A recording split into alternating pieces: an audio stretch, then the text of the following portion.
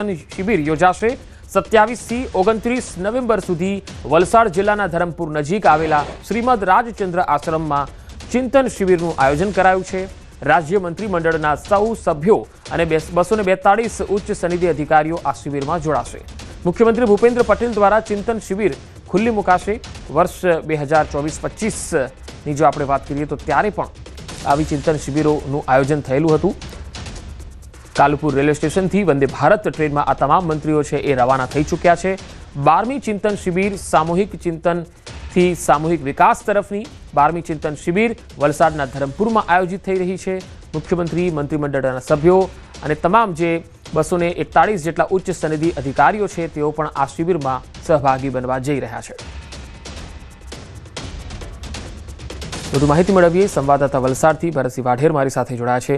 ભરત, આ વાર્ષિક ચિંતન શિબિરનું આયોજન જે જગ્યાએ થઈ રહ્યું છે ત્યાં હાલમાં કયા પ્રકારની ચહેલ પહેલ આપ જોઈ રહ્યા છો? जी बिल्कुल पंकज है। राज्यना मुख्यमंत्री भूपेन्द्रभाई पटेल सहित राज्यનું આખું પ્રધાનમંડળ અને રાજ્યના 242 જેટલા સંધિ અધિકારીઓ વલસાડ પહોંચ્યા છે। વંદે ભારત ટ્રેન દ્વારા જ્યારે વલસાડ રેલવે સ્ટેશન પહોંચ્યા ત્યારે તેમનું ભવ્ય સ્વાગત કરવામાં આવ્યું હતું। ત્યારબાદ હવે જે અધિકારીઓ અને સીએમ છે એ વલસાડના ધરમપુર નજીક આવેલા શ્રીમદ રાજચંદ્ર આશ્રમમાં પહોંચે, જ્યાં આગળ 3 દિવસીય ચિંતન શિબિર યોજાશે। સામૂહિક ચિંતનથી સામૂહિક વિકાસ ની થીમ આધારિત આ 12મી છે ચિંતન શિબિર યોજાઈ રહી છે, જેમાં સરકારના તમામ જે પ્રધાન મંડળના સભ્યો છે સાથે જ તમામ જિલ્લાઓના કલેક્ટરો અને રાજ્યના ઉચ્ચ સનદી અધિકારીઓ પણ આ શિબિરમાં ઉપસ્થિત રહેશે। 3 દિવસ સુધી અલગ અલગ સેશન ચાલશે, જેમાં મુખ્યત્વે છે પર્યાવરણની સાથે છે ગ્રીન એનર્જી અને અન્ય જે વિષયો છે તેને લઈને ખૂબ ગહન ચર્ચા થશે। સાથે જ જે સમાપન સેશન હશે તેની અંદર ઉત્કૃષ્ટ કામગીરી કરનાર જે રાજ્યના ઉચ્ચ અધિકારીઓ છે તેમનું સન્માન પણ કરવામાં આવશે। આમ ઓપનિંગ સેશનની અંદર સીએમ પોતે હાજર રહ્યા છે અને 3 દિવસ અહીંયા આગળ આ અધિકારીઓ છે શ્રીમદ રાજચંદ્ર આશ્રમમાં રહેશે અને રોકાણ કરશે અને સાથે જ દિવસભર આ ચિંતન શિબિરના અલગ અલગ સેશન યોજાશે, જેમાં સરકારના મંત્રીઓ અને ઉચ્ચ અધિકારીઓ પણ ઉપસ્થિત રહેશે। પંકજ જી, ભરત, ખાસ આ વાર્ષિક ચિંતન શિબિરમાં કયા કયા મુદ્દાઓ પર ખાસ ફોકસ રહેશે? जी बिल्कुल, અત્યારે જે આ ચિંતન શિબિરનો મુખ્ય હેતુ જે મોટો છે એ સામૂહિક ચિંતનથી સામૂહિક વિકાસ તરફ, એટલે કલેક્ટિવ ડિસિઝન લેવાશે અને અહીંયા આગળ જે તમામ રાજ્યના જે ઉચ્ચ અધિકારીઓ છે એ એકબીજા સાથે વિચાર મંથન કરશે, પોતાના વિસ્તારમાં થયેલા સારા કાર્યો અને કઈ રીતે તેને ઇમ્પ્લિમેન્ટેશન કરવામાં આવ્યું તેની પણ વિશેષ ચર્ચા કરવામાં આવશે।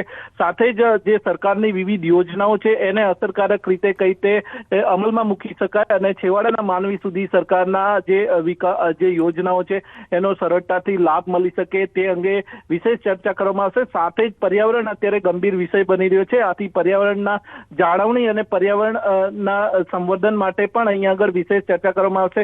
સાથે એમના છેલ્લા કેટલાક સમયથી છે રાજ્યની અંદર અને સમગ્ર દેશમાં સોલાર એનર્જી એટલે રિન્યુએબલ એનર્જી છે, સોલાર એનર્જી, વિન્ડ એનર્જી હોય કે અન્ય જે કુદરતી સ્ત્રોતથી જે એનર્જી મેળવાય છે તેના પણ વિશેષ ભાર મૂકવામાં આવશે। રાજ્યમાં ગુજરાત છે દેશની અંદર છે સોલાર એનર્જીની અને વિન્ડ એનર્જીમાં અવ્વલ નંબરે છે। આથી હજુ આગામી સમયની અંદર રિન્યુએબલ એનર્જીમાં વધારે વિકાસ થાય અને જે રાજ્ય છે એ એનર્જી લેવલે આત્મનિર્ભર થાય તે માટેના પ્રયાસો કરવામાં આવશે। આ સાથે જ રોજગારી છે, અન્ય શિક્ષણને લગતા મુદ્દા છે ને વિશેષ કરીને આરોગ્યને લગતી જે યોજનાઓ ચાલે છે ને આરોગ્ય વિભાગ છે તેને વધુ અસરકારક અને